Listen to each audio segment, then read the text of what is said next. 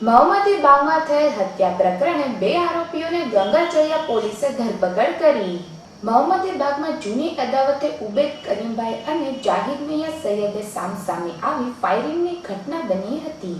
જેમાં જાહિર મિયા સૈયદની યાસીન ઉર્ફે પેપો નામના શખ્સે છરીના અસંખ્ય ઘા ઝીકી મોતને ઘાટ ઉતાર્યો હોવાની ફરિયાદ મૃતકના પિતાએ કરી હોવાને લઈ પોલીસે આ ગેંગ વોરમાં ઈજાગ્રસ્ત વલી હાલારી અને યાસીન ઉર્ફે પેપાની ધરપકડ કરી હત્યા અંગેની જરૂરી કાર્યવાહી હાથ ધરી બંને આરોપીઓને કોર્ટ સમક્ષ રજૂ કરી રિમાન્ડ માંગવામાં આવ્યા હતા।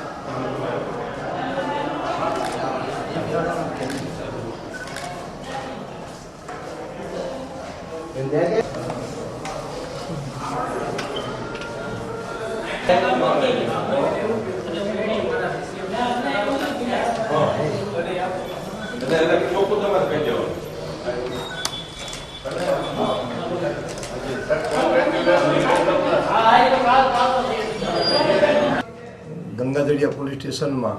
દાખલ થયેલા ફાયરિંગ તથા છરી વડે હુમલા બાબતમાં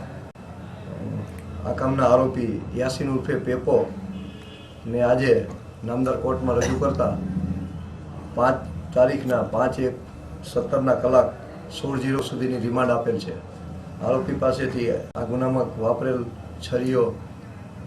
રિવોલ્વર, પિસ્તોલો કબજે કરવાની બાકી છે, તેમજ આ કામે અગાઉના ગુનામાં ફરિયાદી સાહેબ તથા આ ગુનાનો આરોપી વલીભાઈ જમાલભાઈ જે SCG હોસ્પિટલમાં સારવાર તળે હતો, જેને આજરોજ